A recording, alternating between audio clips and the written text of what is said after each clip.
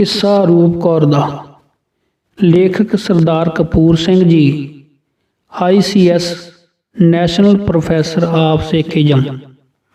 गुरमत प्रकाश के फरवरी 1959 अंक विच Sardar Ram Prakash Singh MA LLB professor Khalsa college Amritsar का एक लेख चानन मुनारा दे सरनावे हेठ छपया है, जिस विच 10वें पातशाह गुरु गोबिंद सिंह जी नूं महापुरख चानन मुनारे की न्याई सिद्ध करन हित लिखिया है।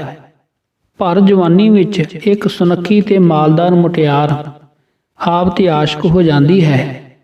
आप जी नूं घर बुला के अपनी जवानी, अपने हुसन ते अपने माल का जादू पाउण दा पूरा यतन करती है, पर जदों आस पूरी नहीं हुंदी तां एक होर बड़ा खतरनाक तीर छड्डदी है।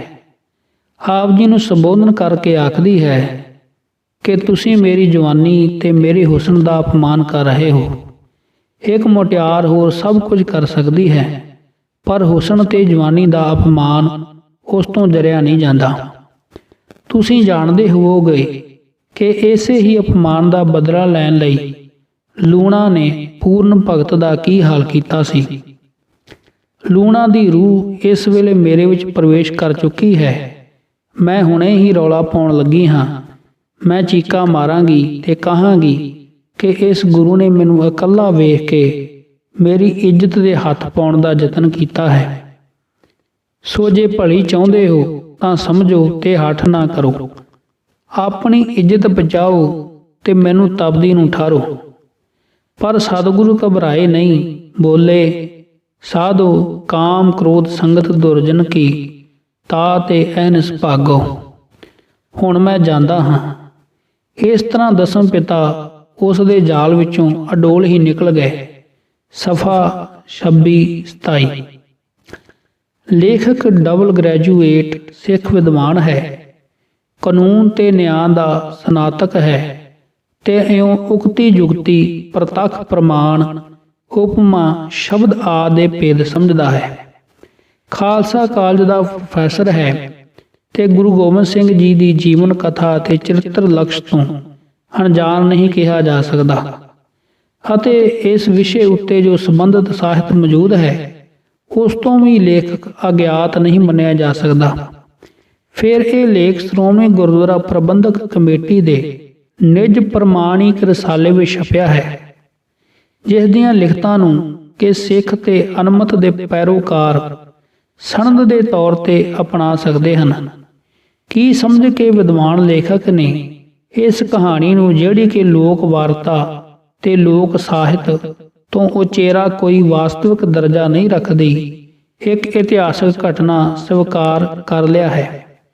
यह रूप कौर सुनखी ते मालदार मुटियार दी लोक वार्ता 10वें ग्रंथ संहिता दे उस अध्याय विच दर्ज है जिसनों के त्रिया चरित्र आख्या जाता है। हथ पखियान चरित्र लिखियते तो यह अध्याय आरंभ हुंदा है।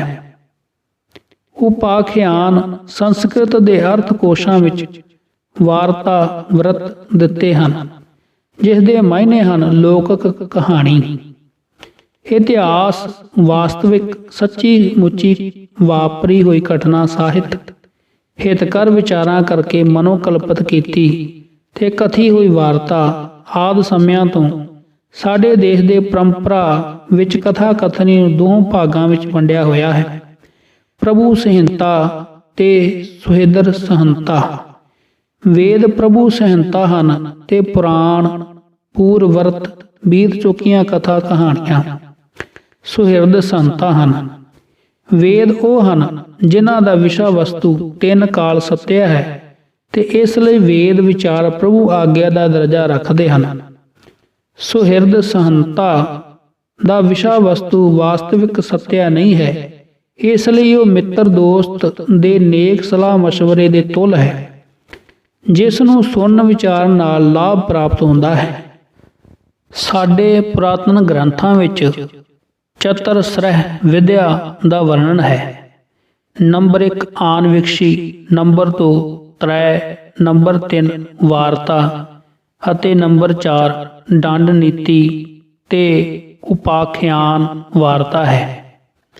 ਇਉਂ ਦਸਮ ਗ੍ਰੰਥ ਵਿੱਚ ਤ੍ਰਿਆ ਚਰਿੱਤਰ ਦੇ ਆਰੰਭ ਵਿੱਚ ਹੀ ਇਹ ਸਾਰੇ ਅਧਿਆਏ ਨੂੰ, ਜਿਸ ਵਿੱਚ ਕਿ ਪ੍ਰੋਫੈਸਰ ਰਾਮ ਪ੍ਰਕਾਸ਼ ਸਿੰਘ ਜੀ ਵਾਲੀ ਰੂਪ ਕੌਰ ਦੀ ਵਾਰਤਾ ਦਰਜ ਹੈ, ਗੁਰੂ ਸਾਹਿਬ ਜੀ ਨੇ ਆਪ ਹੀ ਪਖਿਆਨ ਚਰਿੱਤਰ ਲਿਖਿਆ ਤੇ ਕਹਿ ਕੇ ਗੱਲ ਸਪਸ਼ਟ ਕਰ ਦਿੱਤੀ ਹੈ ਕਿ ਰੂਪ ਕੌਰ ਦੀ ਕਥਾ ਇੱਕ ਮਨੋਕਲਪਤ ਦਾ ਕਹਾਣੀ ਕਿੱਸਾ ਹੈ, ਸੁਹਿਰਦ ਸੰਤਾ ਹੈ, ਜੋ ਕਿ ਮਨੋ ਵਿਲਾਸ ਲਈ ਤੇ ਹਿਤੋਪਦੇਸ਼ ਨਸੀਹਤ ਦੇਣ ਲਈ ਕਹੀ ਹੈ ਤੇ ਕਥੀ ਗਈ ਹੈ। ਇਉਂ ਦਸਮ ਗ੍ਰੰਥ ਵਿੱਚ ਪਾਤਸ਼ਾਹ ਨੇ ਤ੍ਰਿਆ ਚਰਿੱਤਰ ਦੇ ਅੰਤ ਵਿੱਚ ਸਮਾਪਤ ਭਾਗ ਰਾਹੀਂ ਆਪ ਕਿਹਾ ਹੈ, ਸੁਨੈ ਗੁੰਗ ਜੋ ਜਾਹੇ ਸੋ ਰਸਨਾ ਪਾਵਈ, ਸੁਨੈ ਮੂੜ ਚਿਤ ਲਾਏ ਚਤੁਰਤਾ ਆਵਈ। ਤ੍ਰਿਆ ਚਰਿੱਤਰ 405। ਪਖਿਆਨ ਚਰਿੱਤਰ ਅਥਵਾ ਤ੍ਰਿਆ ਚਰਿੱਤਰ ਨਾਮੀ ਅਧਿਆਏ ਵਿੱਚ ਪਹਿਲਾ ਚਰਿੱਤਰ ਜਾਂ ਵਾਰਤਾ ਇਸਤਰੀ ਦੇ ਵਿਰਾਟ ਰੂਪ ਦੀ ਹੈ ਤੇ ਇਸ ਦੇ ਆਰੰਭ ਵਿੱਚ ਹੀ ਇਸਤਰੀ ਤੇ ਅਕਾਲ ਪੁਰਖ ਨੂੰ ਅਭੇਦ ਕਰਕੇ ਦਰਸਾਇਆ ਹੈ।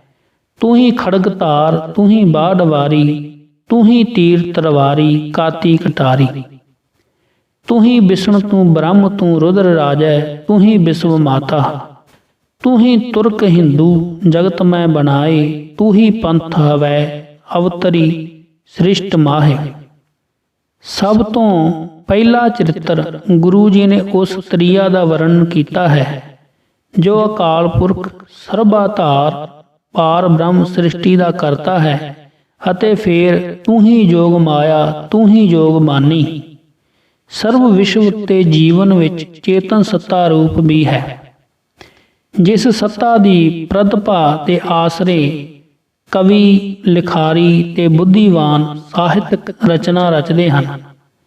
ਤਾਰਨ ਲੋਕ ਉਦਾਹਰਨ ਭੂਮੇ, ਦੈਤ ਸੰਘਾਰਨ ਚੰਡ ਤੂੰ ਹੀ ਹੈ, ਕਾਰਨ ਈਸ ਕਲਾ ਕਮਲਾਹਰ, ਅਦਰ ਸੁਤਾ ਜਹ ਦੇਖੋ ਉਹੀ ਹੈ, ਤਾਮਸਤਾ ਮਮਤਾ ਨਮਤਾ ਕਵਤਾ ਕਵ ਕੇ ਮਨ ਮਦ ਗੁਹੀ ਹੈ। ਚੰਡੀ ਚਰਿਤ ਉਕਤ ਬਿਲਾਸ ਪੰਨਾ 74। ਇਹੋ ਅਨਾਦਿ ਤਿੰਨ ਕਾਲ ਸੱਤਿਆ ਸ਼ਕਤੀ ਇਸਤਰੀ ਦਾ ਦਿਵ ਤੇ ਸਨਾਤਨ ਰੂਪ ਗੁਰੂ ਗੋਬਿੰਦ ਸਿੰਘ ਜੀ ਨੇ ਵਰਣਨ ਕੀਤਾ ਹੈ, ਅਤੇ ਇਸੇ ਸ਼ਕਤੀ ਦਾ ਕਿਰਦਾਰ ਤ੍ਰਿਆ ਚਰਿੱਤਰ ਉਪਾਖਿਆਨ ਦੇ ਪਹਿਲੇ ਚਰਿੱਤਰ ਦਸਮ ਗ੍ਰੰਥ ਵਿੱਚ ਵਰਣਨ ਹੋਇਆ ਹੈ, ਜਿਸ ਵਿੱਚ ਕਿ ਦੈਤ ਸੰਘਾਰਨ ਚੰਡ ਦੀ ਵਾਰਤਾ ਕਹੀ ਹੈ। ਮਨੁੱਖ ਦੇ ਅੰਤਰ ਆਤਮੇ ਪ੍ਰੋਖ ਸਥਿਤ ਉਹ ਈਸ਼ਵਰੀ ਸ਼ਕਤੀ ਹੈ, ਜਿਸ ਦੁਆਰਾ ਜੀਵ ਬਦੀ ਤੇ ਅਧਰਮ ਉੱਤੇ ਫਤਿਹ ਪਾਉਂਦਾ ਹੈ। ਮਨ ਤੋਂ ਜੋਤ ਸਰੂਪ ਹੈ, ਆਪਣਾ ਮੂਲ ਪਛਾਣ, ਗੁਰਵਾਕ ਦਾ ਆਸ਼ਾ ਵੀ ਇਹੋ ਹੈ। ਇਹੋ ਆਰੰਭ ਦਸਮ ਗ੍ਰੰਥ ਦੀ ਉਸ ਰਚਨਾ ਦਾ ਹੁੰਦਾ ਹੈ ਜੋ ਕਿ ਸਾਰੇ ਗ੍ਰੰਥ ਦਾ ਲਗਭਗ ਅਰਧ ਭਾਗ ਹੈ ਤੇ ਕਥਾ ਇਉਂ ਤੁਰਦੀ ਹੈ। ਪ੍ਰਥਮ ਅਧਿਆਇ ਸ੍ਰੀ ਭਗਵਤੀ ਵਰਨੋ ਤ੍ਰਿਆ ਪ੍ਰਸੰਗ, ਮੋਹ ਘਟ ਮੈਂ ਤੁਮ ਹਵੈ ਨਦੀ, ਉਪਜੋ ਬਾਕ ਤਰੰਗ। ਇੱਥੇ ਵੀ ਸਪਸ਼ਟ ਕਰ ਦਿੱਤਾ ਹੈ ਕਿ ਜੋ ਕਥਾ ਕਹਾਣੀਆਂ ਗੁਰੂ ਸਾਹਿਬ ਅੱਗੇ ਲਿਖਣ ਲੱਗੇ ਹਨ ਉਹ ਵਾਸਤਵਿਕ ਇਤਿਹਾਸ ਨਹੀਂ, ਮਨ ਰੂਪ ਨਦੀ ਵਿੱਚ ਉਪਜੇ ਹੋਏ ਬਾਗ ਤਰੰਗ ਹਨ। ਹੁਣ ਤ੍ਰਿਆ ਚਰਿੱਤਰ ਆਰੰਭ ਕਰਦੇ ਹਨ। ਚਿਤਰਵਤੀ ਨਗਰੀ ਮਿਖੈ ਚਤਰ ਸਿੰਘ ਨਿਰਭੇਕ, ਤਾਕੋ ਰੂਪ ਅਨੂਪ ਅਤ ਜੋ ਬਿਦ ਧਰਿਓ ਸੁਧਾਰ। ਏਕ ਅਪਸਰਾ ਇੰਦਰ ਕੇ ਜਾਤ ਸਿੰਗਾਰ ਬਨਾਏ, ਨਰ ਖਰਾਏ ਅਟਕਤ ਪਈ। ਬਰੀ ਰਾਏ ਸੁਖ ਪਾਏ, ਮਨ ਦੁੰਦਬ ਢੋਲ ਬਜਾਏ। ਬਹੁਤ ਬਰਸ ਸੰਗ ਅਪਸਰਾ ਭੂਪਤ ਮਾਨੇ ਭੋਗ, ਬਹੁਰ ਅਪਸਰਾ ਇੰਦਰ ਕੇ ਜਾਤ ਪਈ ਉੱਡ ਲੋਗ। ਚਿਤਰਵਤੀ ਨਗਰ ਵਿੱਚ ਚਿੱਤਰ ਸਿੰਘ ਨਾਮੀ ਇੱਕ ਅਨੂਪਮ ਸੁੰਦਰ ਰਾਜਾ ਸੀ, ਜਿਸ ਉੱਤੇ ਇੱਕ ਅਪਸਰਾ ਮੋਹਿਤ ਹੋ ਗਈ ਤੇ ਕਈ ਵਰੇ ਉਸ ਦੀ ਵਹੁਟੀ ਬਣ ਕੇ ਰਾਜੇ ਨਾਲ ਰਹੀ। ਇੱਕ ਪੁੱਤਰ ਭੀ ਜਨਮਿਆ ਇਸ ਸੰਜੋਗ ਵਿੱਚੋਂ, ਪਰ ਅਪਸਰਾ ਆਪਣੇ ਮਨੁੱਖ ਪ੍ਰੇਮੀ ਨੂੰ ਛੱਡ ਕੇ ਆਪਣੇ ਅਸਲੀ ਘਰ ਇੰਦਰਲੋਕ ਚਲੀ ਗਈ। ਇਹ ਕਹਾਣੀ ਸੰਸਾਰ ਭਰ ਦੇ ਗ੍ਰੰਥ ਸਾਹਿਤ ਦੀ ਪਹਿਲੀ ਕਹਾਣੀ ਹੈ ਤੇ ਰਿਗਵੇਦ ਵਿੱਚ ਉਰਵਸ਼ੀ ਤੇ ਪੂਰਵਰਾ ਦੇ ਨਾਵਾਂ ਨਾਲ ਅੰਕਿਤ ਕੀਤੀ ਹੋਈ ਹੈ।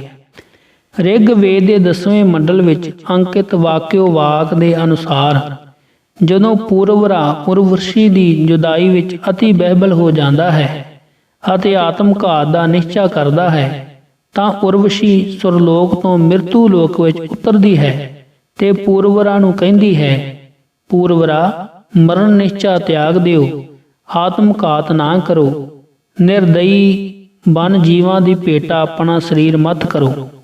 ਤ੍ਰਿਆ ਦੀ ਮਿੱਤਰਤਾ 3 ਕਾਲ ਅਸਥਿਰ ਹੈ, ਕਿਉਂ ਜੋ ਉਹਨਾਂ ਦਾ ਹਿਰਦਾ ਬਿੱਜੂ ਮੁਰਦਾ ਖੋਰਦਾ ਹੈ।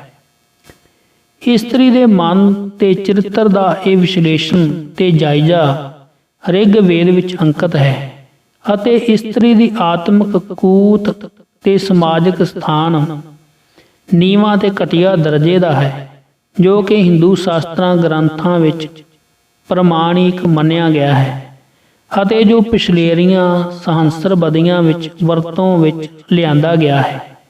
ਉਸ ਸਾਰੀ ਵਿਚਾਰਧਾਰਾ ਤੇ ਸਥਿਤੀ ਦਾ ਮੂਲ ਗਰਭ ਵਿੱਚੋਂ ਵਾਕਿਓ ਵਾਕ ਹੀ ਹੈ। ਗੁਰੂ ਨਾਨਕ ਜੀ ਨੇ ਜਦੋਂ ਬਚਨ ਕੀਤਾ, ਸੋ ਕਿਉ ਮੰਦਾ ਆਖੀਐ ਜਿਤ ਜੰਮੇ ਰਾਜਾਨ, ਤਾਂ ਸੰਕੇਤ ਇਸ ਰਿਗਵੇਦ ਵਿੱਚੋਂ ਉਗਮੀ ਤੇ ਪਿਛਲੇਰੀਆਂ ਕਈ ਸਹੰਸਰਵਾਦੀਆਂ ਵਿੱਚ ਪਰਪੱਕ ਹੋ ਚੁੱਕੀ ਵਿਚਾਰਧਾਰਾ ਤੇ ਸਥਿਤੀ ਵੱਲ ਹੀ ਸੀ ਤੇ ਨਿਸ਼ਾਨਾ ਇਸ ਦਾ ਵਿਰੋਧ ਤੇ ਨਿਰੋਧ ਕਰਨਾ ਹੀ ਸੀ।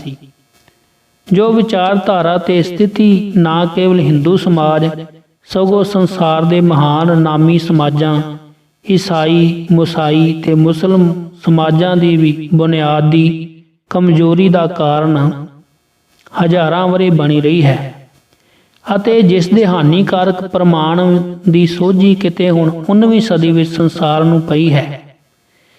ਚਿੱਤਰ ਸਿੰਘ ਦਸਮ ਗ੍ਰੰਥ ਦੇ ਤ੍ਰਿਆ ਚਰਿੱਤਰ ਵਿੱਚ ਪੂਰਵਰਾ ਦੇ ਪਰਛਾਵੇਂ ਪੁਣੇ ਤੋਂ ਕੰਮ ਲੈਂਦਾ ਹੈ ਅਤੇ ਅਪਸਰਾ ਦੇ ਅਲੋਪ ਹੋ ਜਾਣ ਉੱਤੇ ਤੇ ਬਿਨ ਭੂਪਤ ਦੁਖਤ ਹਵੈ ਮੰਤਰੀ ਲਏ ਬੁਲਾਏ, ਚਿੱਤਰ ਤਾਕੋ ਤੁਰਤ ਦੇਸਨ ਦਿਓ ਪਠਾਏ। ਉਸ ਅਪਸਰਾ ਦੀ ਮੂਰਤ ਬਣਾ ਕੇ ਆਪਣੇ ਜਸੂਸ ਬਾਹਰ ਅੰਦਰ ਦੇਸਾਂ ਵਿਦੇਸਾਂ ਵਿੱਚ ਭੇਜ ਦਿੱਤੇ ਕਿ ਇਹੋ ਜਿਹੀ ਸੁੰਦਰ ਤ੍ਰੀਮਤ ਲੱਭੋ। ਉਹਨਾਂ ਜਸੂਸਾਂ ਨੇ ਖੋਜਿਤ ਓਡਸ਼ ਨਾਥ ਕੇ ਲਹੀ ਕੰਨਿਆ ਏਕ, ਰੂਪ ਸਕਲ ਸਮ ਅਪਸਰਾ ਤਾਂ ਤੇ ਗੁਰਨ ਬਸੇਖ। ਉੜੀਸਾ ਦੇਸ਼ ਦੀ ਰਾਜੇ ਦੀ ਧੀ ਜਾ ਲੱਭੀ, ਜੋ ਕਿ ਸੁੰਦਰ ਤੇ ਅਪਸਰਾ ਵਰਗੀ ਹੀ ਸੀ, ਪਰ ਗੁਣਾਂ ਵਿੱਚ ਅਪਸਰਾ ਨਾਲੋਂ ਵੱਧ ਸੀ। ਭਾਵ ਇਹੀ ਹੈ ਕਿ ਵਿਦਿਆ ਕਲਾ ਆਦਿ ਵਿੱਚ ਅਪਸਰਾ ਨਾਲੋਂ ਵਧੇਰੇ ਪ੍ਰਬੀਨ ਸੀ, ਕਿਉਂ ਜੋ ਪਤੀਬ੍ਰਤ ਧਰਮ ਤਾਂ ਇਸ ਓਡਸ਼ਨਾਥ ਕੰਨਿਆ ਦਾ ਵੀ ਇਸ ਅਪਸਰਾ ਅਥਵਾ ਉਰਵਸ਼ੀ ਨਾਲੋਂ ਕੋਈ ਵਧੇਰੇ ਪਰਪੱਕ ਨਹੀਂ ਸੀ। ਖੈਰ, ਦਸਮ ਗ੍ਰੰਥ ਵਿੱਚ ਅੰਕਿਤ ਕਥਾ ਇਉਂ ਹੈ ਕਿ ਇਸ ਉੜੀਸੇ ਦੀ ਰਾਜਕੁਮਾਰੀ ਨੂੰ ਚਿੱਤਰ ਸਿੰਘ ਨੇ ਖੋਹ ਲਿਆਂਦਾ। ਇਸ ਯੁੱਧ ਵਿੱਚ ਚਿੱਤਰ ਸਿੰਘ ਦਾ ਯੁਵਰਾਜ ਹਨਵੰਤ ਸਿੰਘ ਸੰਗਰਾਮ ਸ਼ਾਹ ਜਾਂ ਫੌਜਾਂ ਦਾ ਕਮਾਨ ਅਫਸਰ ਸੀ। ਚਿੱਤਰ ਸਿੰਘ ਆਪ ਰਣ ਤੱਤੇ ਵਿੱਚ ਹੋ ਕੇ ਨਹੀਂ ਲੜਿਆ। ਹਨਵੰਤ ਸਿੰਘ ਆਗੇ ਕੀਓ ਅਮਿਤ ਸੈਨ ਦੇ ਸਾਥ, ਚਿੱਤਰ ਸਿੰਘ ਪਾਸ਼ਾ ਰਹਿਓ ਗਹਿ ਬ੍ਰਿਸ਼ਿਆ ਹਾਥ। ਮਾਰ ਓਡਸ਼ਾ ਰਾਏ ਕੋ ਲਈ ਸੁੱਤਿਆ ਤਿਹ ਜੀਤ, ਬਰੀ ਰਾਏ ਸੁਖ ਪਾਏ ਮਨ ਮਾਨ ਸ਼ਾਸਤਰ ਕੀ ਰੀਤ। ਧੱਕੇ ਨਾਲ ਪਰਾਈ ਧੀ ਖੋਹ ਕੇ ਵਿਆਹ ਲੈਣੀ ਸੁਖ ਪਾਏ ਮਨ ਵਿੱਚ ਸ਼ਾਸਤਰ ਕੀ ਰੀਤ ਹੈ। ਮਨ ਧਰਮ ਸ਼ਾਸਤਰਾਂ ਵਿੱਚ ਅਸ਼ਟ ਵਿਵਾਹ ਵਿਧਾਨ ਹਨ, ਜਿਨ੍ਹਾਂ ਵਿੱਚੋਂ ਅਸ਼ਟ ਪਿਸ਼ਾਚ ਵਿਵਾਹ ਰੋਂਦੀ ਕੁਰਲਾਂਦੀ ਕੰਨਿਆ ਖੋਹ ਕੇ ਲੈ ਜਾਣੀ। ਜਿਵੇਂ ਕ੍ਰਿਸ਼ਨ ਜੀ ਰੁਕਮਣੀ ਨੂੰ ਵੇਦ ਪੂਜਾ ਕਰਦੀ ਨੂੰ ਖੋਹ ਕੇ ਲੈ ਗਏ ਸਨ, ਤੇ ਜਿਵੇਂ 1947 ਦੀ ਦੇਸ਼ ਵੰਡ ਵੇਲੇ ਹਜ਼ਾਰਾਂ ਕੰਨਿਆ ਖੋਹ ਲਈਆਂ ਗਈਆਂ। ਇਹ 8 ਤਰੀਕੇ ਕੰਨਿਆ ਵਰਨ ਦੇ ਸ਼ਾਸਤਰ ਕੀ ਰੀਤ ਹੈ ਤੇ ਇਸੇ ਲਈ ਚਿੱਤਰ ਸਿੰਘ ਨੇ ਉੜੀਸਾ ਦੀ ਰਾਜਕੁਮਾਰੀ, ਜਿਸ ਦਾ ਕਿ ਨਾਮ ਚਿੱਤਰਮਤੀ ਸੀ, ਨੂੰ ਨਿਸ਼ਚਿਤ ਹੋ ਕੇ ਸੁਖ ਪਾਏ ਮਨ ਵਿਆਹ ਲਿਆ।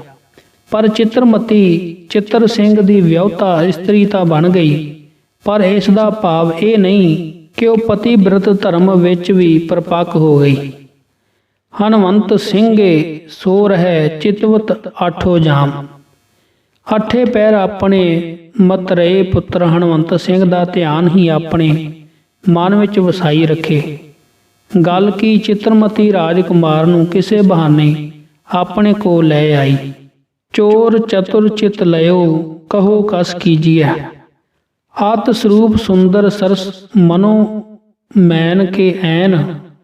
ਮੋਹ ਮਨ ਕੋ ਮੋਹਤ ਸਦਾ ਮਿੱਤਰ ਤੁਹਾਰੇ ਨੈਣ।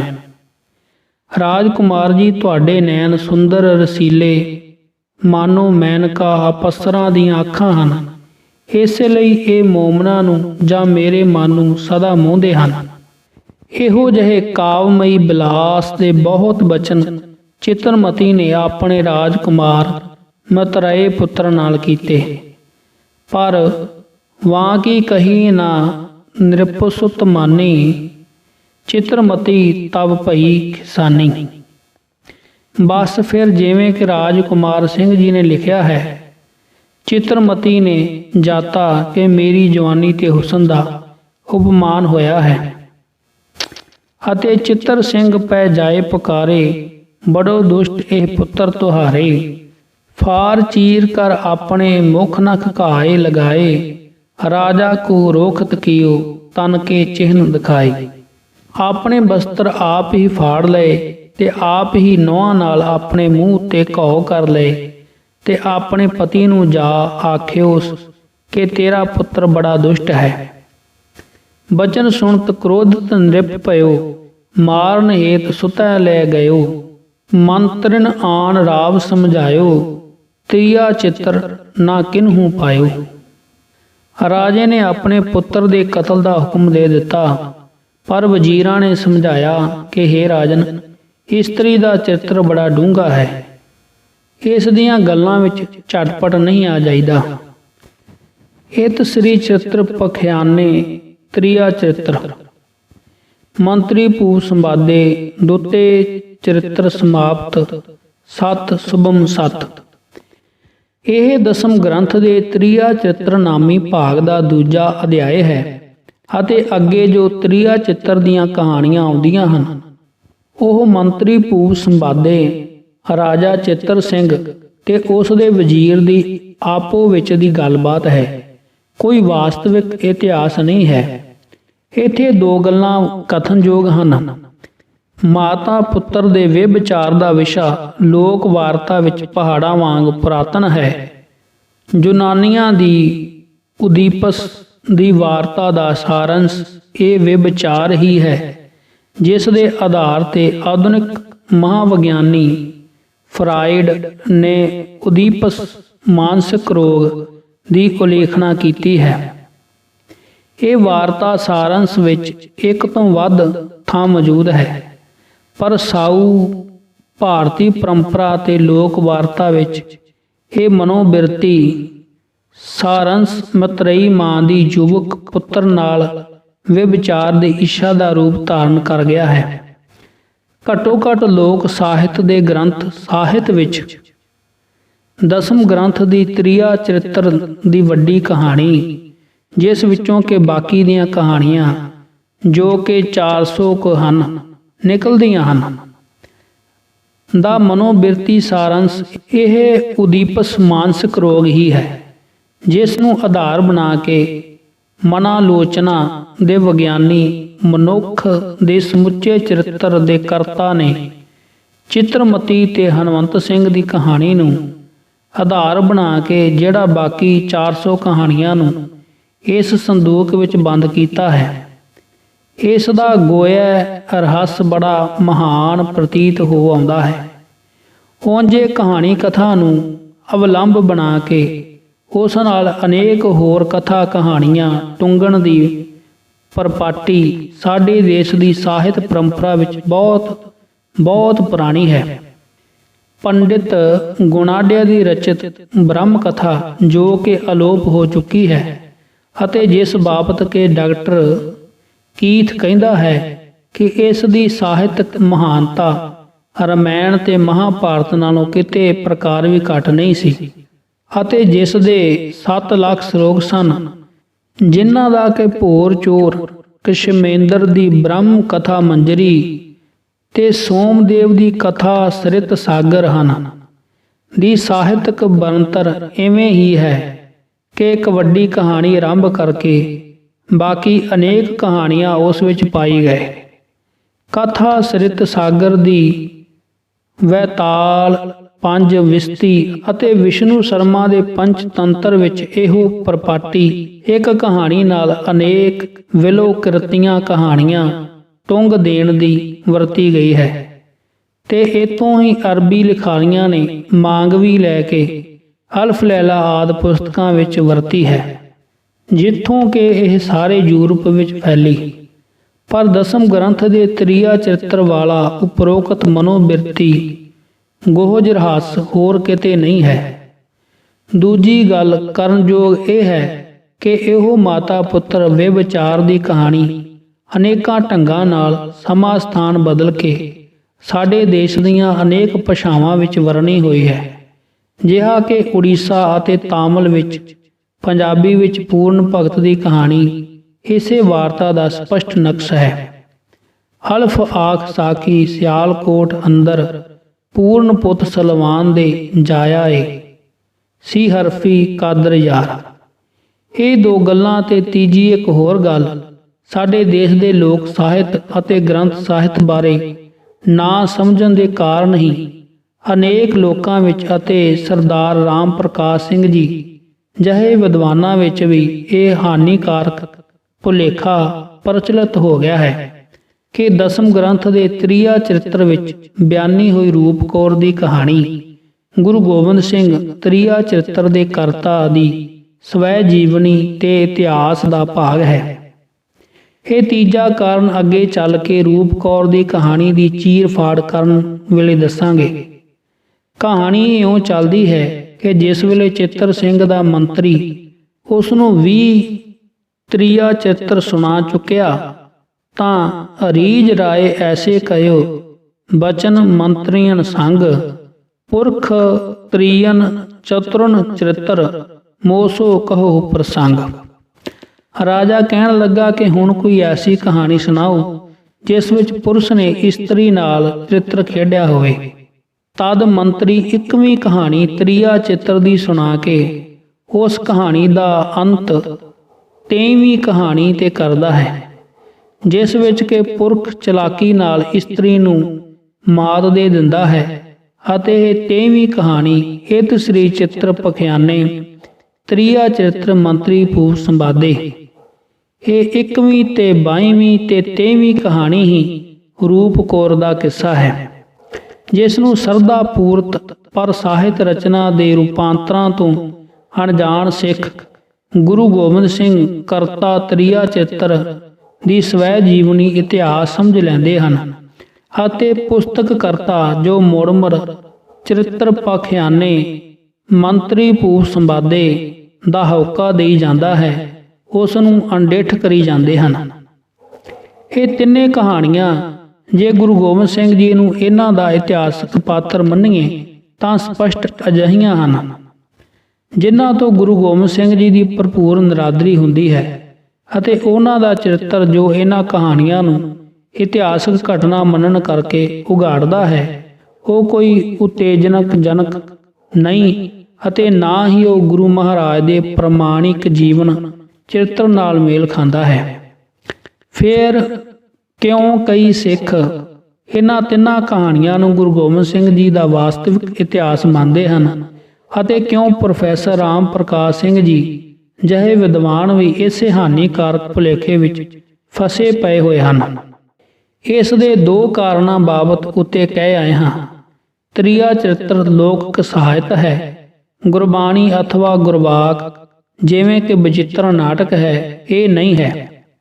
ਇਹ ਲੋਕਕ ਗ੍ਰੰਥ ਇੱਕ ਬੜੇ ਮਹਾਨ ਇਤਿਹਾਸਕ ਤੇ ਸਾਹਿਤਕ ਪਿਛੋਕੜ ਦੀ ਹਾਮਲ ਹੈ ਅਤੇ ਇਸ ਲਈ ਇਹ ਨਿਜਕ੍ਰਿਤ ਤਾਂ ਹੈ ਪਰ ਸਵੈਕ੍ਰਿਤ ਨਹੀਂ ਹੈ।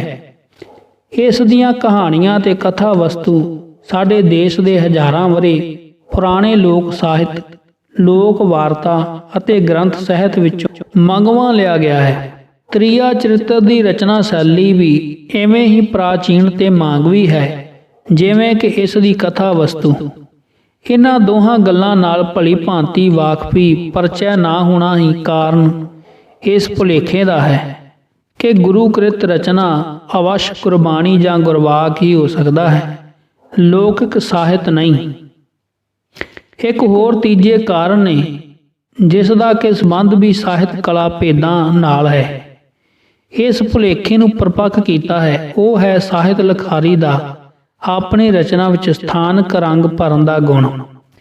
ਹਰ ਪ੍ਰਕਾਰ ਦੇ ਕੋਮਲ ਹੁਨਰਾਂ ਦਾ ਅੰਤਮ ਨਿਸ਼ਾਨਾ ਇਹੋ ਹੁੰਦਾ ਹੈ ਕਿ ਕੋਮਲ ਰਚਨਾ ਦੁਆਰਾ ਅਜਿਹਾ ਰੂਪ ਵਿਦਵਾਨ ਕੀਤਾ ਜਾਵੇ ਜਿਸ ਨਾਲ ਦਰਸ਼ਕ ਨੂੰ ਸੱਤਿਆ ਦਾ ਭੁਲੇਖਾ ਪਵੇ। ਮਨੋਕਲਪਤ ਵਾਸਤਵ ਨਿਰਾਧਾਰ ਦ੍ਰਿਸ਼ ਰੂਪ ਨਹੀਂ। ਜਿਸ ਹੱਦ ਤੱਕ ਕਲਾਕਾਰ ਇਹ ਇੰਦਰਜਾਲ ਰਚਨ ਵਿੱਚ ਸਫਲ ਹੁੰਦਾ ਹੈ ਉਸ ਹੱਦ ਤੱਕ ਉਸ ਦੀ ਕਲਾ ਅਤੇ ਕ੍ਰਿਤ ਕਾਮਯਾਬੀ ਕਹੀ ਜਾਂਦੀ ਹੈ। ਗੁਰੂ ਗੋਬਿੰਦ ਸਿੰਘ ਜੀ ਜਿੱਥੇ ਗੁਰੂ ਅਵਤਾਰ ਜਨਮ ਤੋਂ ਸਰਬ ਸਿੱਧ ਦੇ ਧਾਰਨੀ ਮੁਕੰਦ ਤੇ ਮੁਕਤੀ ਪਥ ਦਰਸ਼ਕ ਜਯੋਤੀ ਤੇ ਗੁਰਬਾਣੀ ਦੇ ਪੈਗੰਬਰ ਸਨ, ਉਥੇ ਇੱਕ ਮਹਾਨ ਕਲਾਕਾਰ ਤੇ ਧੁਰੰਦਰ ਵਿਦਵਾਨ ਵੀ ਸਨ। ਉਹ ਜਾਣਦੇ ਸਨ ਕਿ ਮਾਇਆ ਚਰਿੱਤਰ ਦੇ ਰੂਪ ਨਿਰਮਿਤ ਕਰਨਾ ਜਿਨ੍ਹਾਂ ਤੋਂ ਕਿ ਵਾਸਤਵਿਕ ਸੱਤਿਆ ਦਾ ਟੁੱਟ ਭੁਲੇਖਾ ਪਵੇ ਇਹੋ ਉੱਚੀ ਕਲਾ ਦਾ ਆਸ਼ਾ ਹੈ। ਤਾਈਓ ਤਾਂ ਗੁਰੂ ਨੇ ਕਲਾਕਾਰ ਦੀ ਪ੍ਰਤਿਭਾ ਬਾਰੇ ਕਿਹਾ ਹੈ ਕਿ ਤੂੰ ਹੀ ਜੋਗ ਮਾਇਆ ਤੂੰ ਹੀ ਬਾਗਬਾਨੀ। ਇਸ ਆਸ਼ਾ ਪੂਰਤੀ ਲਈ ਕਲਾਕਾਰ ਆਪਣੀ ਰਚਨਾ ਵਿੱਚ ਸਥਾਨਕ ਤੇ ਇਤਿਹਾਸਕ ਰੰਗ ਭਰਦੇ ਹਨ ਤਾਂ ਜੋ ਉਹਨਾਂ ਦੀ ਰਚਨਾ ਆਪਣੀ ਅੰਤਮ ਆਸੇ ਵਿੱਚ ਸਫਲ ਹੋਵੇ। ਪਿੱਛੇ ਜੋ ਕਾਦਰ ਯਾਰ ਦੀ ਸੀ ਹਰਫੀ ਦੀ ਤੁਕ ਦਿੱਤੀ ਹੈ, ਅਲਫ ਆਖ ਸਾਖੀ ਸਿਆਲਕੋਟ ਅੰਦਰ ਪੂਰਨ ਪੁੱਤ ਸਲਵਾਨ ਦੇ ਜਾਇਆ ਏ। ਇਸ ਵਿੱਚ ਸਿਆਲਕੋਟ ਪੂਰਨ ਤੇ ਸਾਲਵਾਹਨ ਸਥਾਨਕ ਵਾਸਤਵਿਕ ਤੇ ਇਤਿਹਾਸਕ ਰੰਗ ਕਵੀ ਨੇ ਭਰੇ ਹਨ। ਸਿਆਲਕੋਟ ਪੰਜਾਬ ਦਾ ਪ੍ਰਸਿੱਧ ਨਗਰ ਹੈ ਤੇ ਕਾਦਰ ਯਾਰ ਦੀ ਸੀ ਹਰਫੀ ਪੰਜਾਬੀ ਵਿੱਚ ਪੰਜਾਬੀਆਂ ਲਈ ਲਿਖੀ ਗਈ। ਇਸ ਤਰ੍ਹਾਂ ਮਾਤ ਪੁੱਤਰ ਵਿਭਚਾਰ ਦੀ ਇਹ ਵਿਸ਼ਵ ਪ੍ਰਚਲਿਤ ਪ੍ਰਾਚੀਨ ਕਹਾਣੀ ਦੇ ਭਾਰਤੀ ਰੂਪਾਂਤਰ ਨੂੰ ਸਥਾਨਕ ਪਿਛੋਕੜ ਕਵੀ ਨੇ ਦਿੱਤਾ ਹੈ। ਪੂਰਨ ਨਾਮ ਵਾਸਤਵਿਕ ਰੰਗ ਹੈ ਕਿਉਂਕਿ ਇਹ ਇੱਕ ਆਮ ਪੰਜਾਬੀ ਨਾਮ ਹੈ ਅਤੇ ਸ਼ਾਲਵਾਹਨ ਰਾਜਾ ਭਾਰਤੀ ਇਤਿਹਾਸ ਵਿੱਚ ਹੋਇਆ ਤਾਂ ਹੈ ਪਰ ਸਿਆਲਕੋਟ ਉਸ ਦੀ ਰਾਜਧਾਨੀ ਨਹੀਂ ਸੀ ਅਤੇ ਨਾ ਉਸ ਦਾ ਨਿਵਾਸ ਸਥਾਨ। ਐਵੇਂ ਰਾਜ ਪ੍ਰਬੰਧ ਕੇਂਦਰ ਸੀ ਜਿਵੇਂ ਪਿਸ਼ੌਰ ਮਹਾਰਾਜਾ ਰਣਜੀਤ ਸਿੰਘ ਦਾ ਸੀ। ਪਰ ਕਾਦਰ ਯਾਰ ਦਾ ਮੰਤਵ ਕੇਵਲ ਇਸ ਜਗਤ ਪ੍ਰਸਿੱਧ ਤੇ ਵਿਸ਼ਵ ਪ੍ਰਚਲਿਤ ਕਿੱਸੇ ਨੂੰ ਇਤਿਹਾਸਕ ਰੰਗ ਦੇਣਾ ਸੀ ਤਾਂ ਜੋ ਉਸ ਦੀ ਕਾਵ ਰਚਨਾ ਦਾ ਮਾਇਆ ਜਾਲ ਅਸਲੀ ਹੋ ਪਾਸੇ, ਜੋ ਕਿ ਹਰ ਕਲਾ ਦਾ ਮੁੱਖ ਮੰਤਵ ਹੁੰਦਾ ਹੈ। ਇਸ ਤੋਂ ਇਹ ਅਨੁਮਾਨਣਾ ਕਿ ਮਹਾਰਾਜਾ ਸ਼ਾਲਵਾਹਨ ਜਿਸ ਤੋਂ ਕਿ ਅੱਜ ਤੋਂ 1880 ਵਰੇ ਪਹਿਲੋਂ ਸਾਕਾ ਸੰਮਤ ਆਰੰਭ ਹੋਇਆ ਅਤੇ ਜਿਸ ਦੀ ਰਾਜਧਾਨੀ ਪ੍ਰਤਿਸ਼ਠਾਨ ਦੱਖਣ ਸੀ, ਉਹ ਸਿਆਲਕੋਟ ਰਹਿੰਦਾ ਸੀ ਤੇ ਲੂਣਾ ਚਮਿਆਰੀ ਵਿਆਹ ਲਿਆਇਆ ਸੀ। ਇੱਕ ਭਾਰੀ ਭੁੱਲ ਹੋਵੇਗੀ ਤੇ ਅਨਮਾਨਣ ਵਾਲੇ ਦੀ ਅਵਿਦਿਆ ਦਾ ਸਬੂਤ ਵੀ।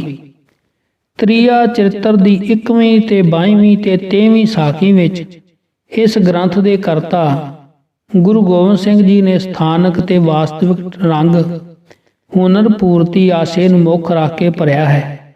ਉਸ ਤੋਂ ਹੀ ਅਣਜਾਣ ਆਦਮੀ ਭੁਲੇਖਾ ਖਾ ਕੇ ਇਉਂ ਅਨੁਮਾਨਦੇ ਹਨ ਕਿ ਕਰਤਾ ਆਪਣੇ ਜੀਵਨ ਦੀ ਇਤਿਹਾਸਕ ਘਟਨਾ ਬਿਆਨ ਕਰ ਰਿਹਾ ਹੈ।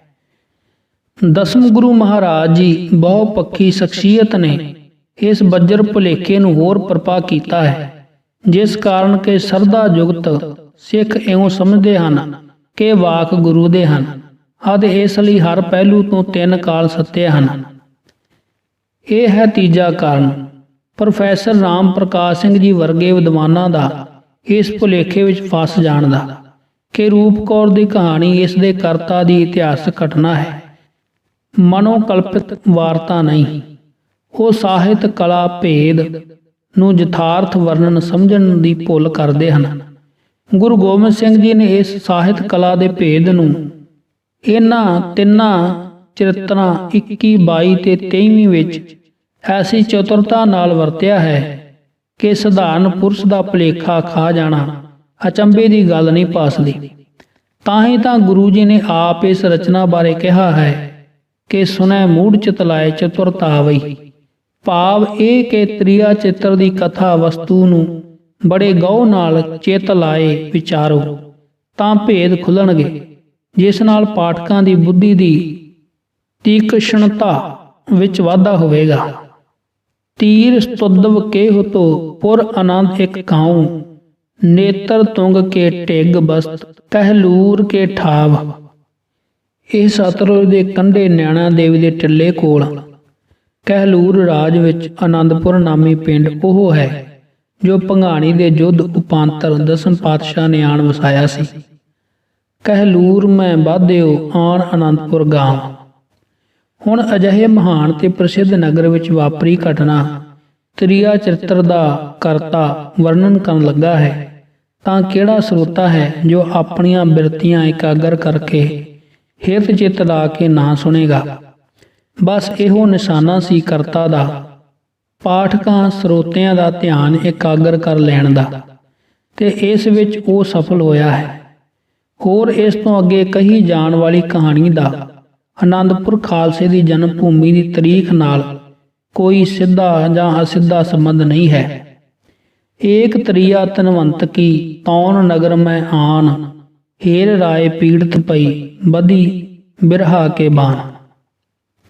ਕਿਸੇ ਅਮੀਰ ਆਦਮੀ ਦੀ ਵਹੁਟੀ ਜਿਸ ਦੇ ਪਤੀ ਨੂੰ ਕਿ ਦਫ਼ਤਰ ਵਾਲਿਆਂ ਨੇ ਛੁੱਟੀ ਨਹੀਂ ਦਿੱਤੀ ਹੋਵੇਗੀ, ਆਨੰਦਪੁਰ ਆਈ ਤੇ ਉਥੋਂ ਦੇ ਰਾਏ ਨੂੰ ਦੇਖਦੇ ਸਾਰ ਮੋਹਿਤ ਤੇ ਬਿਰਹਾ ਵਿੱਚ ਬਹਿਬਲ ਹੋ ਗਈ। ਆਪਣੇ ਨੌਕਰਾਂ ਨੂੰ ਕਹਿਣ ਲੱਗੀ, ਜਿਵੇਂ ਕਿਵੇਂ ਹੋਵੇ ਇਸ ਰਾਜੇ ਨੂੰ ਮੇਰੇ ਘਰ ਲੈ ਆਓ। ਨਗਰ ਰਾਏ ਤੁਮਰੋ ਬਸਤ ਤਾਹੇ ਮਿਲਾਵੋ ਮੋਹੇ। ਉਸ ਤੀਵੀ ਜਿਸ ਦਾ ਨਾਮ ਕਿ ਰੂਪ ਕੌਰ ਸੀ ਜਾਂ ਜੋ ਸਹਿਜਾਦੀਆਂ ਵਰਗੀ ਰੂਪਵਤੀ ਸੀ ਦੇ ਨੌਕਰ ਰਾਜੇ ਨੂੰ ਕਹਿਣ ਲੱਗੇ ਕਿ ਜੇ ਤੂੰ ਮੰਤਰ ਸਿੱਖਣਾ ਚਾਹੁੰਦਾ ਹੈ ਜਿਸ ਦੀ ਕਿ ਤੂੰ ਢੂੰਡ ਵਿੱਚ ਹੈ ਤਾਂ ਜਿਵੇਂ ਅਸੀਂ ਕਹੀਏ ਤੇ ਜਿੱਥੇ ਕਹੀਏ ਉੱਥੇ ਚੱਲ। ਜਿਸ ਗੁਰੂ ਘਰ ਦੀ ਸਿੱਖਿਆ ਹੈ ਕਿ ਤੰਤ ਮੰਤ ਪਾਖੰਡ ਨਾ ਜਾਣਾ, ਆਰਾਮ ਹਿਰਦੈ ਮਨ ਮਾਨਿਆ, ਉਹ ਗੁਰੂ ਇਹ ਰਾਏ ਕਿਵੇਂ ਹੋ ਸਕਦਾ ਹੈ? ਸਿੱਧਕਵਾਨ ਸਿੱਖ ਇਉਂ ਵਿਚਾਰਨ। ਖੈਰ ਰਾਏ ਸਾਹਿਬ ਸਾਧੂ ਦਾ ਭੇਖ ਬਣਾ ਕੇ ਰਾਤਰੀ ਦੇ ਸਮੇਂ ਰੂਪ ਕੌਰ ਦੇ ਡੇਰੇ ਤੇ ਪੁੱਜ ਗਏ ਤਾਂ ਇਸ ਨੇ ਮਨ ਦੀ ਮੁਰਾਦ ਪੂਰੀ ਹੋਈ ਜਾਣ ਬਸਤਰ ਭੂਖਣ ਸਜਾ ਲਏ ਤੇ ਰਾਏ ਸਾਹਿਬ ਵਾਸਤੇ ਫੂਲ ਪਾਨ ਅਰ ਕੈਫ ਮੰਗਾਇਓ, ਆਗੇ ਟਰ ਤਾਕੋ ਤਿਨ ਲੀਨਾ। ਪਾਨ ਬਾਬਤ ਦਸਮ ਗੁਰੂ ਦਾ ਰਹਿਤਨਾਮਿਆਂ ਦੁਆਰਾ ਹੁਕਮ ਹੈ ਕਿ ਸਿੱਖ ਹੋਏ ਕਰ ਪਾਨ ਖਾਏ ਸੋ ਪੀਤਨ ਖਾਈਆ। ਪਰ ਇਸ ਕਹਾਣੀ ਦੇ ਪਾਤਰ ਨੇ ਅਗਾਂਹ ਵੱਧ ਕੇ ਆਗੇ ਟਰ ਪਾਨ ਤੇ ਅਫੀਮ ਮਿਲੀ ਸ਼ਰਾਬ ਫੜ ਕੇ ਛਕ ਲਈ। ਕੈਫ ਛਕਿਆ ਹੋਇਆ ਹੋਏ, ਪਾਨ ਦਾ ਬੀੜਾ ਮੂੰਹ ਵਿੱਚ ਹੋਵੇ ਤਾਂ ਮੰਚ ਪੁਸ਼ਪ ਸ਼ੋਭਿਤ ਹੋਵੇ ਤਾਂ ਤ੍ਰਿਆ ਇਉਂ ਨਾ ਕਹਿੰਦੀ ਤਾਂ ਹੋਰ ਕੀ ਕਰਦੀ। ਤਬ ਤਾਂ ਸੋ ਤ੍ਰਿਓ ਜੋ ਕਹੀ ਭੋਗ ਕਰੋ ਮੋਹਿਸਾਤ। ਰਾਏ ਸਾਹਿਬ ਐਵੇਂ ਹੈਰਾਨ ਹੁੰਦੇ ਪਏ ਹਨ ਕਿ ਮੰਤਰ ਲੈਣ ਆਇਓ ਹੁਤੋ ਭਈ ਔਰ ਕੀ ਔਰ। ਹੁਣ ਅੱਗੇ ਰਾਏ ਸਾਹਿਬ ਤੇ ਰੂਪ ਕੌਰ ਵਿਚਕਾਰ ਜੋਗੀ ਤੇ ਸਹਿਤੀ ਦੇ ਸਵਾਲ ਜਵਾਬ ਸ਼ੁਰੂ ਹੁੰਦੇ ਹਨ। ਸਵਾਲ: ਕਹਿਓ ਤੁਹਾਰੋ ਮਾਨ ਭੋਗ ਤੋਸੋ ਨਹਿ ਕਰੇਹੂ, ਧਰਮਰਾਜ ਕੀ ਸਭਾ ਠੌਰ ਕੈਸੇ ਕਰ ਪਾਉ। ਜਵਾਬ: ਕਾਮਾ ਤੁਰ ਹਵੈ ਜੋ ਤ੍ਰਿਆ ਆਵਤ ਨਰਕੇ ਪਾਸ, ਮਹਾ ਨਰਕ ਸੋ ਡਾਰੀਏ ਦੈ ਜੋ ਜਾਨ ਨਰਾਸ। ਸਵਾਲ: ਪਾਏ ਪਰਤ ਮੋਰੇ ਸਦਾ ਊਜ ਕਹਿਤ ਹੈ ਮੋਹੇ, ਤਾਂ ਸੋ ਰੀਜ ਰਮਿਉ ਚਹਿਤ ਲਾਜ ਨਾਵਤ ਤੋਹੇ। ਜਵਾਬ: ਕ੍ਰਿਸ਼ਨ ਪੂਜ ਜਗ ਕੇ ਭਏ ਕੀਨੀ ਰਾਸ ਬਨਾਏ, ਭੋਗ ਰਾਧਿਕਾ ਸੋ ਕਰੇ ਪਰੇ ਨਰਕ ਨਹਿ ਜਾਏ। गल की त्रिया रूपी सिहती ने राय रूपी जोगी रांझे ने नृत्र कर दिता। इउं कह के पंच तत लै ब्रह्म कर कीनी नर की देह किया आप ही तिन बिखै इस्त्री पुरख स्नेह। सतगुरु गोबिंद सिंह जिन्हां उत्ते उक्ति जुक्ति संवाद द्वारा विजय प्राप्त करन दी शक्ति मृत्यु लोक देव लोक ते पताल लोक विच किसे जीव नूं नहीं सी, जिन्हां दी दुपहर ते सूरजवत तेजवती क्रांति वाल कोई झाक नहीं सी सकदा। दूर नरेश दर्शन सतगुरु के ਇਹ ਉਪਰੋਕਤ ਫੋਕੀਆਂ ਗੱਲਾਂ ਰੂਪ ਕੌਰ ਉਹਨਾਂ ਨਾਲ ਕਰ ਰਹੀ ਸੀ। ਬੁੱਧੀਮਾਨਾਂ ਨੂੰ ਇਉਂ ਵਿਚਾਰ ਕਰਨਾ ਯੋਗ ਹੈ। ਰਾਏ ਸਹਿਤ ਨੂੰ ਜੱਕੋ ਤੱਕਿਆਂ ਵਿੱਚ ਦੇਖ ਕੇ ਰੂਪ ਕੌਰ ਨੇ ਇੱਕ ਹੋਰ ਤੀਰ ਛੱਡਿਆ। आज हमारे साथ मित्र रोचसों रत करिए हो नातर छाडो टांग तरे अब होए निकरिए। नहीं तो मेरे नाल भोग को जा मन लो कि तुसी ना मर्द हो ते मेरी टांगे हेठों निकल जाओ। ये चैलेंज सुन के हराए चित एह भांत विचारो इहां सिख कोई ना हमारो। इत्थे तां कोई सिख नेड़े नहीं जिहड़ा मैनू बचा लवे। कि यह विचार उस गुरु गोबिंद सिंह जी दे हन जिन्हां बाबत कहा है जाहे संग्राम वारता होए शास्त्र प्रहारन करहे बखान तह प्रथम गिनती मह सगरे कलगी धर को गिनह महान। सरल सुभाव श्रद्धालु सिख इउं नहीं विचारदे। सिख शब्द तो धोखा खा के समझते हैं कि सिख तां गुरु दे ही हुंदे हन। सिख शब्द इत्थे नौकर मुलाजम दे अर्थां विच आया है अते इन्हां ही अर्थां विच ये सिख शब्द अगे जाके भी वरत्या होया है। जिथे कहा है रूप कौर ने चोर चोर दा रौला पा के अपने नौकर जगा दिते। वो इस तरह है चोर चोर कह के उठी सिखण दिओ जगाए। कबिओ बाज बेनती चौपई जो कि त्रिया चरित्र दा ਸਾਹਿਤਕ भाग है विच भी सिख शब्द नौकरां चाकरां दे अर्थ विच ही है। इसे लेखक गुरु साहब ने वरत्या है सुखी बसै मोरो परवारा सेवक सिख सभै करतारा। इत्थे सिख दे अर्थ सिख मत दा धारणी नहीं हन, नौकर चाकर नाल रह के सेवा वाले हन। ऐसे अर्थां भेदां बाबत ही कहा है कि सुनै मूढ़ चितलाए चतुरता वई। जे त्रिया चित्र वर्गे ग्रंथ ਸਾਹਿਤ ਨੂੰ ਗੌਰ ਨਾਲ ਨਾ ਵਿਚਾਰੀਏ ਤਾਂ ਚਤੁਰਤਾ ਦੀ ਥਾਂ ਬੁੱਧੀ ਤੇ ਮਨ ਵਿੱਚ ਗਲਾਨੀ ਆਉਂਦੀ ਹੈ। ਤ੍ਰਿਆ ਚਿੱਤਰ ਦੇ ਕਰਤਾ ਨੇ ਇੱਥੇ ਸਿੱਖ ਪਦ ਬਹੁ ਭਾਵਰਥ ਵਾਚਕ ਵੀ ਜਾਣ ਬੁੱਝ ਕੇ ਵਰਤਿਆ ਹੈ ਤਾਂ ਜੋ ਇਹ ਕਹਾਣੀ ਆਰੰਭਣ ਵੇਲੇ ਆਨੰਦਪੁਰ ਦਾ ਜ਼ਿਕਰ ਕਰਕੇ ਜਿਹੜਾ ਮਾਇਆ ਜਾਲ ਤਣਿਆ ਸੀ ਉਸ ਨੂੰ ਕੁਝ ਸਹਾਰਾ ਮਿਲੇ। ਕਥਾ ਦੇ ਇਸ ਥਾਂ ਆ ਕੇ ਇਹ ਸਹਾਰੇ ਦੀ ਲੋੜ ਡਾਢੀ ਵੱਧ ਗਈ ਸੀ ਕਿਉਂ ਜੋ ਸਰਲ ਤੋਂ ਸਰਲ ਸੁਭਾਅ ਪਾਠਕ ਸਰੋਤਾ ਵੀ ਇੱਥੇ ਆ ਕੇ ਚੇਤਨ ਹੋ ਉੱਠਦਾ ਹੈ ਕਿ ਮੰਤਰ ਜੰਤਰ ਲਈ ਭੇਸ ਬਦਲਣ ਵਾਲੀ ਹਸਤੀ ਹੋਕੇ ਸ਼ਰਾਬਾਂ ਪੀਣ ਵਾਲਾ ਆਵਾਰਾ ਤ੍ਰਿਮਤਾਂ ਦੇ ਪੰਜੇ ਵਿੱਚ ਫਸ ਜਾਣ ਵਾਲਾ ਰਾਏ ਆਨੰਦਪੁਰਦੀਸ਼ ਗੁਰੂ ਨਹੀਂ ਹੋ ਸਕਦਾ। पर कला की आशा पूर्ति लई ये अत जरूरी है कि पाठक स्रोते काव कला दे माया जाल की नींदर तो अंत तक जागृत ना होण तां जो अंत नूं जदों उन्हां दी मन की अख खुले तां कला का असर हो चुका होवे ते कलाकार जो भाव चेतनता ते मानसिक परिवर्तन पाठकां अंदर उपजाउणा चाहुंदा है होंद विच आ चुकी होवे। इसे नूं अरस्तु मदन विरती कहता है जो कि हर उच्ची कला का अंतिम निशाना है। अंत विच रूप कौर ने डराया कि किवें भी नहीं मानते तां अब ही चोर चोर कह उठे हों तोहे को पकड़ मार ही सुटे हों। फिर चोर चोर का रौला पा के अपने डेरे दे सिखन जगा दिते ਅਤੇ ਰਾਏ ਸਾਹਿਬ ਆਪਣੀ ਜੁੱਤੀ ਧੋਤੀ ਛੱਡ ਕੇ ਨੱਸ ਗਏ। ਇਉਂ 21ਵਾਂ ਚਿੱਤਰ ਸਮਾਪਤ ਹੁੰਦਾ ਹੈ। ਹੁਣ 22ਵਾਂ ਚਿੱਤਰ ਬਸ ਇਤਨਾ ਹੀ ਹੈ कि चोर बचन सब ही सुनताए, काढ़े खड़ग राए प्रत आए।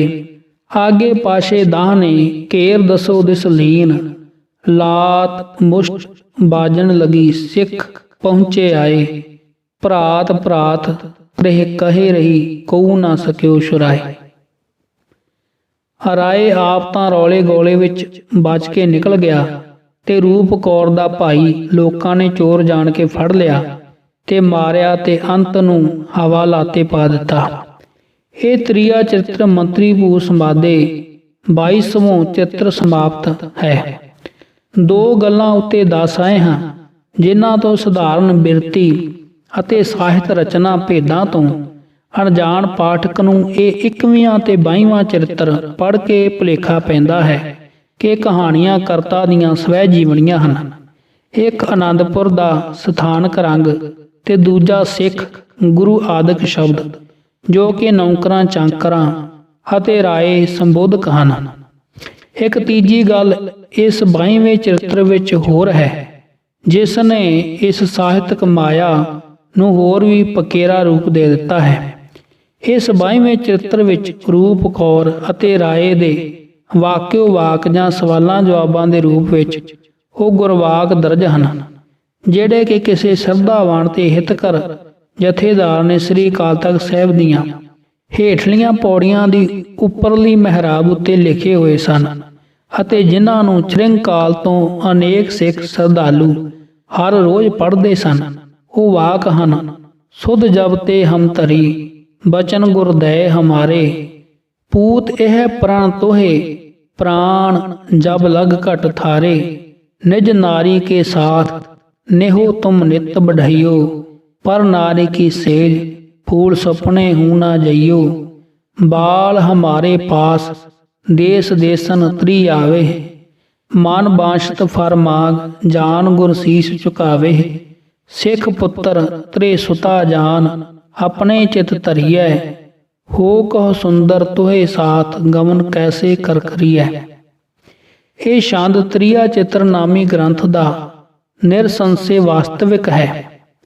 ਇਹ ਇਤਿਹਾਸ ਹੈ ਕਿ ਗੁਰੂ ਤੇਗ ਬਹਾਦਰ ਜੀ ਨੇ ਆਪਣੇ ਪੁੱਤਰ ਗੁਰੂ ਗੋਬਿੰਦ ਸਿੰਘ ਨੂੰ ਉਪਰੋਕਤ ਉਪਦੇਸ਼ ਦਿੱਤਾ, ਜਿਸ ਨੂੰ ਕਿ ਹਿਤੋ ਉਪਦੇਸ਼ ਨਿਮਿਤ ਤ੍ਰਿਆ ਚਰਿੱਤਰ ਦੇ ਕਰਤਾ ਨੇ 22ਵੇਂ ਚਿੱਤਰ ਵਿੱਚ ਗੁੰਦ ਦਿੱਤਾ। ਇਸ ਤੋਂ ਇਹ ਭਾਵ ਕੱਢਣਾ ਕਿ ਕਿਉਂਕਿ ਇਹ ਛੰਦ ਵਾਸਤਵਿਕ ਘਟਨਾ ਆਧਾਰਿਤ ਹੈ, ਇਸ ਲਈ 22ਵੇਂ ਚਿੱਤਰ ਦੀ ਕਥਾ ਮਨੋਕਲਪਿਤ ਸਾਹਿਤ ਨਹੀਂ ਸਗੋਂ ਇਤਿਹਾਸਕ ਵਰਣਨ ਹੈ, ਜਿਸ ਦੇ ਪਾਤਰ ਕੇ ਤ੍ਰਿਆ ਚਿੱਤਰ ਦੇ ਕਰਤਾ ਆਪ ਗੁਰੂ ਗੋਬਿੰਦ ਸਿੰਘ ਜੀ ਹਨ।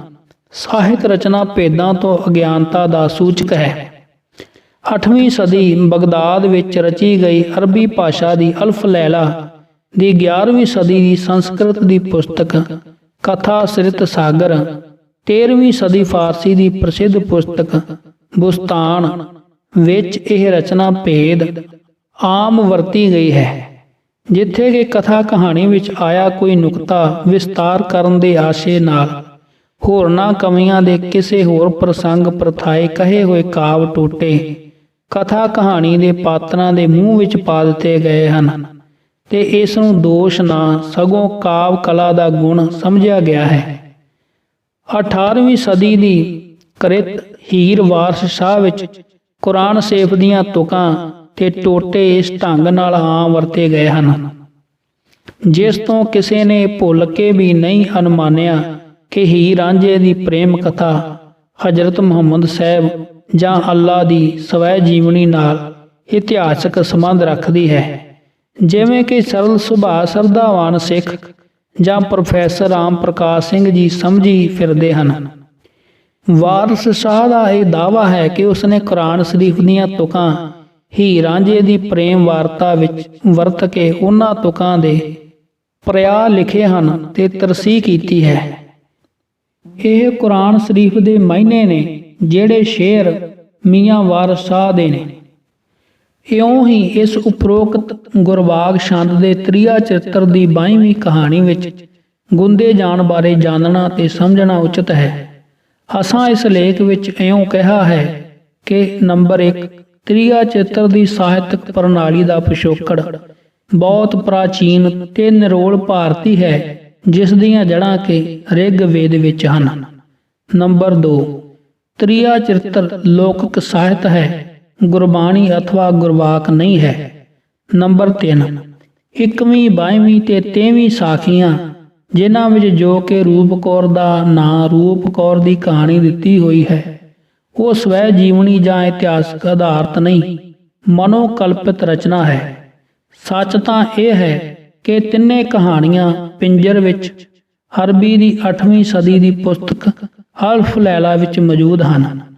ਨੰਬਰ 4, ਆਨੰਦਪੁਰ ਸਿੱਖ ਗੁਰੂ ਆਦਿ ਵਿਸ਼ੇਸ਼ ਵਰਣਨ ਇਹਨਾਂ ਕਹਾਣੀਆਂ ਵਿੱਚ ਸਥਾਨਕ ਤੇ ਵਾਸਤਵਿਕ ਰੰਗ ਭਰਨ ਲਈ ਕੀਤਾ ਗਿਆ ਹੈ, ਜੋ ਕਿ ਸਾਹਿਤ ਰਚਨਾ ਭੇਦਾਂ ਦੇ ਐਨ ਅਨੁਕੂਲ ਹੈ ਅਤੇ ਉੱਚੀ ਕਲਾ ਦੇ ਉੱਚ ਆਸ਼ਿਆਂ ਦੀ ਪੂਰਤੀ ਲਈ ਕੀਤਾ ਗਿਆ ਹੈ। ਨੰਬਰ 5, ਸੁਧ ਜਬ ਤੇ ਹਮ ਧਰੀ ਛੰਦ ਇਤਿਹਾਸ ਆਧਾਰਿਤ ਹੈ, ਪਰ ਇਸ ਦੀ ਤ੍ਰਿਆ ਚਿੱਤਰ ਦੀ ਕਹਾਣੀਆਂ ਵਿੱਚ ਗੋਂਦ ਦਾ ਕਦਾਚਿਤ ਇਹ ਭਾਵ ਨਹੀਂ ਨਿਕਲਦਾ ਕਿ ਇਹਨਾਂ ਕਹਾਣੀਆਂ ਦੀ ਕਥਾ ਵਸਤੂ ਇਤਿਹਾਸਕ ਹੈ ਅਤੇ ਇਹਨਾਂ ਦਾ ਮੁੱਖ ਪਾਤਰ ਕਰਤਾ ਆਪ ਹੈ। ਇਹ 5 ਨੁਕਤੇ ਅਸਾਂ ਇਸ ਲੇਖ ਵਿੱਚ ਸਿੱਧ ਕਰਨ ਦਾ ਯਤਨ ਕੀਤਾ ਹੈ, ਜਿਨ੍ਹਾਂ ਨੂੰ ਸਮਝੇ ਤੋਂ ਬਿਨਾਂ ਇਸ ਪ੍ਰਕਾਰ ਦੇ ਹਾਨੀਕਾਰਕ ਭੁਲੇਖੇ ਜਿਵੇਂ ਕਿ ਪ੍ਰੋਫੈਸਰ ਰਾਮ ਪ੍ਰਕਾਸ਼ ਸਿੰਘ ਜੀ ਦਾ ਲੇਖ ਨਿਵਰਤ ਨਹੀਂ ਹੋ ਸਕਦੇ। ਸ਼੍ਰੋਮਣੀ ਗੁਰਦੁਆਰਾ ਪ੍ਰਬੰਧਕ ਕਮੇਟੀ ਅੰਮ੍ਰਿਤਸਰ ਵੱਲੋਂ ਪ੍ਰਕਾਸ਼ਿਤ ਗੁਰਮਤਿ ਪ੍ਰਕਾਸ਼ ਅਕਤੂਬਰ 1993 ਵਿੱਚੋਂ। ਧੰਨਵਾਦ ਸਹਿਤ। ਜਦ ਅਸੀਂ ਛੋਟੇ ਹੁੰਦੇ ਸੀ ਤਾਂ ਜੇ ਕੋਈ ਸਿੱਖ ਕਹਿੰਦਾ ਸੀ ਕਿ ਮੈਂ ਮਾਸ ਨਹੀਂ ਖਾਂਦਾ, ਦੂਸਰਾ ਬੰਦਾ ਪੁੱਛਦਾ ਸੀ ਤੂੰ ਕੋਈ ਬ੍ਰਾਹਮਣ ਹੈ। ਅੱਜ ਜ਼ਮਾਨਾ ਬਦਲਣ ਨਾਲ ਗੱਲਾਂ ਦਾ ਮੁਹਾਂਦਰਾ ਬਦਲ ਗਿਆ। ਹੁਣ ਇਹ ਸਮਝਿਆ ਜਾਂਦਾ ਹੈ ਕਿ ਜੋ ਦਸਮ ਗ੍ਰੰਥ ਨੂੰ ਗੁਰੂ ਕੇ ਮੰਨਦਾ ਹੈ ਉਹ ਬ੍ਰਾਹਮਣ ਹੈ। ਪਿਛਲੀ ਸਦੀ ਦੇ ਖਾਲਸਾ ਪੰਥ ਦੇ ਇੱਕ ਮਹਾਨ ਵਿਦਵਾਨ, ਜਿਸ ਦੀ ਵਿਦਵਤਾ ਨੂੰ ਸਾਰਾ ਸਿੱਖ ਜਗਤ ਮੰਨਦਾ ਹੈ, ਦੇ ਦਸਮ ਗ੍ਰੰਥ ਬਾਰੇ ਵਿਚਾਰ ਸੰਗਤਾਂ ਦੀ ਸੇਵਾ ਵਿੱਚ ਰੱਖ ਰਹੇ ਹਾਂ ਤਾਂ ਜੋ ਪਾਠਕਾਂ ਨੂੰ ਸਹੀ ਸੇਧ ਮਿਲ ਸਕੇ। ਪਾਠਕਾਂ ਦੀ ਗਿਆਤ ਲਈ ਅਸੀਂ ਦੱਸਣਾ ਚਾਹਾਂਗੇ ਕਿ ਸਰਦਾਰ ਕਪੂਰ ਸਿੰਘ ਜੀ ਅੰਗਰੇਜ਼ਾਂ ਵੇਲੇ ਆਪਣੀ ਇੰਗਲੈਂਡ ਦੀ ਵਿੱਦਿਆ ਪੂਰੀ ਕਰਨ ਉਪਰੰਤ ਡੀਸੀ ਨਿਯੁਕਤ ਹੋਏ। ਦੇਸ਼ ਦੀ ਵੰਡ ਪਿੱਛੋਂ ਇਹ ਹੁਸ਼ਿਆਰਪੁਰ ਡੀਸੀ ਲੱਗੇ ਹੋਏ ਸਨ ਅਤੇ ਪੰਡਿਤ ਜਵਾਹਰ ਲਾਲ ਨਹਿਰੂ ਦੀਆਂ ਬ੍ਰਾਹਮਣਵਾਦੀ ਨੀਤੀਆਂ ਦਾ ਸ਼ਿਕਾਰ ਬਣੇ ਜਦ ਇਹਨਾਂ ਨੂੰ ਝੂਠਾ ਕੇਸ ਬਣਾ ਕੇ ਬਰਖਾਸਤ ਕਰ ਦਿੱਤਾ, ਕਿਉਂਕਿ ਇਹਨਾਂ ਨੇ ਕੇਂਦਰ ਦੀਆਂ ਹਦਾਇਤਾਂ ਪਾਕਿਸਤਾਨ ਤੋਂ ਆਏ ਸਾਰੇ ਸਿੱਖ ਜਰਾਇਮ ਪੇਸ਼ਾ ਹਨ, ਇਹਨਾਂ ਤੇ ਨਿਗਾਹ ਰੱਖੀ ਜਾਵੇ, ਮੰਨਣ ਤੋਂ ਇਨਕਾਰ ਕਰ ਦਿੱਤਾ ਸੀ। ਕੇਂਦਰ ਸਰਕਾਰ ਦੀਆਂ ਸਿੱਖ ਮਾਰੂ ਨੀਤੀਆਂ ਅਤੇ ਆਪਣੀ ਹੱਡਬੀਤੀ ਵਾਲੀ ਲਿਖੀ ਇਹਨਾਂ ਦੀ ਕਿਤਾਬ ਸਾਚੀ ਸਾਖੀ ਭਾਰਤ ਸਰਕਾਰ ਨੇ ਛਪਣ ਤੇ ਰੋਕ ਲਾ ਦਿੱਤੀ ਸੀ। ਇਸ ਲਈ ਇਹਨਾਂ ਨੇ ਪਹਿਲਾਂ ਲੰਡਨ ਤੋਂ ਛਪਵਾਈ ਅਤੇ ਫਿਰ ਕਈ ਦਹਾਕਿਆਂ ਪਿੱਛੋਂ ਸ਼੍ਰੋਮਣੀ ਗੁਰਦੁਆਰਾ ਪ੍ਰਬੰਧਕ ਕਮੇਟੀ ਨੇ ਛਾਪੀ। ਨੌਕਰੀ ਤੋਂ ਬਰਖਾਸਤ ਹੋਣ ਪਿੱਛੋਂ ਇਹ ਅਕਾਲੀ ਟਿਕਟ ਤੇ ਮੈਂਬਰ ਪਾਰਲੀਮੈਂਟ ਵੀ ਰਹੇ। ਪੰਜਾਬੀ ਸੂਬੇ ਬਾਰੇ ਇਹਨਾਂ ਦੀ ਪਾਰਲੀਮੈਂਟ ਵਿੱਚ ਦਿੱਤੀ ਸਪੀਚ ਸਾਚੀ ਸਾਖੀ ਦਾ ਖਾਸ ਅੰਗ ਹੈ। ਇਹਨਾਂ ਦੀ ਵਿਦਵਤਾ ਨੂੰ ਦੇਖਦੇ ਹੋਏ ਇਹਨਾਂ ਨੂੰ ਪੰਥ ਵੱਲੋਂ national professor of Sikh religion ਦੀ ਉਪਾਧੀ ਪਹਿਲੀ ਵਾਰ ਦਿੱਤੀ ਗਈ। ਆਨੰਦਪੁਰ ਦੇ ਮਤੇ ਦਾ ਖਰੜਾ ਬਣਾਉਣ ਪਿੱਛੇ ਇਹਨਾਂ ਦਾ ਹੀ ਦਿਮਾਗ ਕੰਮ ਕਰਦਾ ਸੀ। ਵਿਦਵਤਾ ਦੇ ਖੇਤਰ ਅਤੇ ਸਿੱਖੀ ਸਿਧਾਂਤ ਬਾਰੇ ਸਰਦਾਰ ਗੁਰਤੇਜ ਸਿੰਘ ਜੀ ਇਹਨਾਂ ਨੂੰ ਆਪਣਾ ਮਾਰਗਦਰਸ਼ਕ ਕਬੂਲਦੇ ਹਨ। ਇਹਨਾਂ ਦਾ ਲੇਖ ਪੜ੍ਹ ਕੇ ਪਾਠਕ ਆਪ ਨਿਰਣਾ ਕਰਨ ਕਿ ਕੀ ਸਰਦਾਰ ਕਪੂਰ ਸਿੰਘ ਜੀ ਬ੍ਰਾਹਮਣਵਾਦੀ ਸੀ ਜਾਂ ਫਿਰ ਦਸਮ ਗ੍ਰੰਥ ਵਿਰੋਧੀਆਂ ਕੋਲ ਇੰਨੀ ਬਰੀਕੀ ਨਾਲ ਦਸਮ ਗ੍ਰੰਥ ਵਾਚਣ ਦੀ ਕੋਈ ਘਾਟ ਹੈ।